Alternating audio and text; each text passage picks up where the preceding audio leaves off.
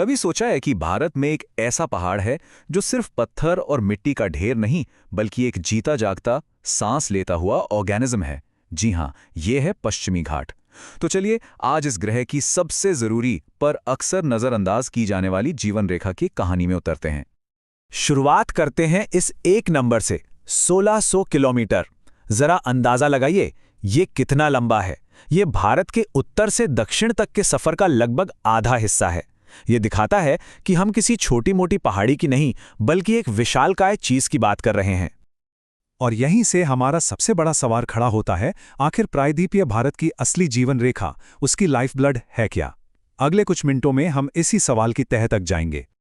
इस सवाल का जवाब समझने के लिए सबसे पहले हमें इसे भारत की महान हरी दीवार यानी ग्रेट ग्रीन वॉल की तरह देखना होगा। फिजिकली ये है क्या चीज? तो सोचिए, गुजरात से शुरू होकर महाराष्ट्र, गोवा, कर्नाटक, केरल से होते हुए तमिलनाडु तक फैली एक 1600 किलोमीटर लंबी दीवार। इसकी सबसे ऊंची चोटी अन्नामुडी लगभग 2700 मीटर की ऊंचाई पर है। ये इतनी ज्यादा विशाल और महत्वपूर्ण है कि यूनेस्को ने इसे वर्ल्ड हेरिटेज साइट का दर्जा दिया है। लेकिन ये सिर्फ एक दीवार नहीं है, ये एक मौसम बनाने वाली मशीन भी है। चलिए देखते हैं कि कैसे ये घाट पूरे उपमहाद्वीप के मॉनसून और नदियों को जन्म देता है। यहाँ का सबसे दिलचस्प फिनोमेना है रेन शैडो इफेक्ट। होता यह है कि पश्चिमी घाट मॉनसून की नम हवाओं को एक दीवार की तरह रोक लेता है।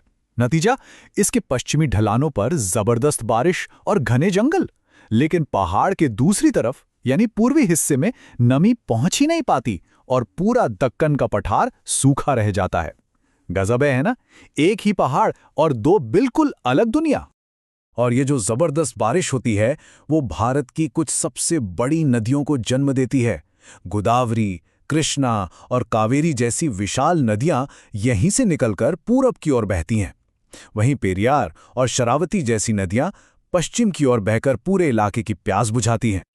अब जहां इतना पानी हो, इतना अनोखा मौसम हो, वहां क्या होगा? जाहिर है जिंदगी पनपेगी। तो चलिए अब पश्चिमी घाट के अंदर की उस दुनिया में झांकते हैं जहां वन्य जीवों का राज है। ये एक लाइन ही सब कुछ बता देती है। इसे दुनिया के 8 सबसे गर्म बायोडाइवर्सिटी हॉटस्पॉट्स में से एक माना जाता है।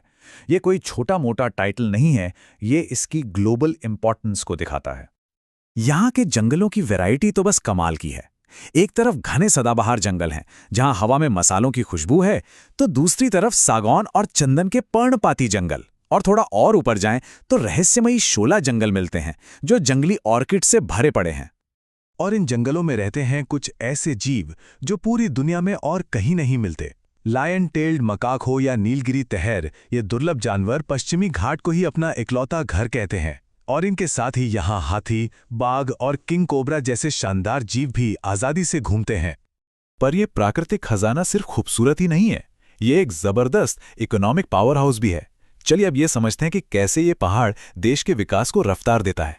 इस चार्ट पर एक नजर डालिए। साफ दिखता है कि इस इलाके की 40% इकोनॉमी खेती पर निर्भर है, और ये सब मुमकिन है उन्हीं नदियों और मॉनसून की वजह से जिनकी हमने अभी बात की।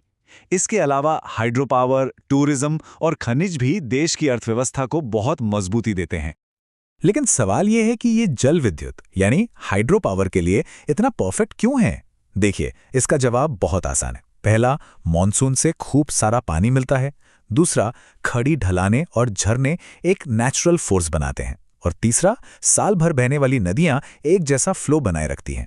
नतीजा, हाइड्रो पावर जनरेशन के लिए एक परफेक्ट रेसिपी। और कहानी यहीं खत्म नहीं होती। हमारी सुबह की कॉफी और चाय से लेकर खाने में पड़ने वाले मसाले जैसे इलायची और काली मिर्च सब यहीं की देन है। इतना ही नहीं, इंडस्ट्रीज के लिए जरूरी लोहा और बॉक्साइट जैसे खनिज भी यहीं से आते हैं।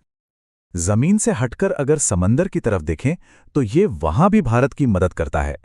इसकी खड़ी ढलानें समंदर में गहरे प्राकृतिक बंदरगाह बनाती हैं, और इसी वजह से मुंबई और कोच्चि जैसे पोर्ट्स आज दुनिया के लिए भारत के स्ट्रेटेजिक गेटवे बन पाए हैं।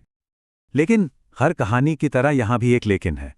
ये सब कुछ देने वाली जीवन रेखा आज खुद बहुत बड़े खतरे में है। चलिए अब उन मॉडर्न दबावों की बात करते हैं जो इस प्राचीन पहाड़ के लिए खतरा बन गए हैं। जिन जंगलों में वो अनोखे जानवर रहते हैं वो माइनिंग और खेती के लिए काटे जा रहे हैं। शहरों का दबाव बढ़ रहा है जिससे मिट्टी का कटाव हो रहा है और लैंडस्लाइड्स बढ़ रहे हैं। और सबसे बड़ा खतरा है क्लाइमेट चेंज, जो उस पूरे मॉनसून पैटर्न को ही बदल रहा है जिसने इस इलाके को बनाया है। तो कुल मिला के जरूरी बात यह है कि पश्चिमी घाट एक ही समय में एक क्लाइमेट कंट्रोलर है, पानी का सोर्स है, बायोडाइवर्सिटी का हॉटस्पॉट है और एक इकोनॉमिक इंजन भी। ये सिर्फ एक पर्वत श्रृंखला से कहीं ज्यादा है।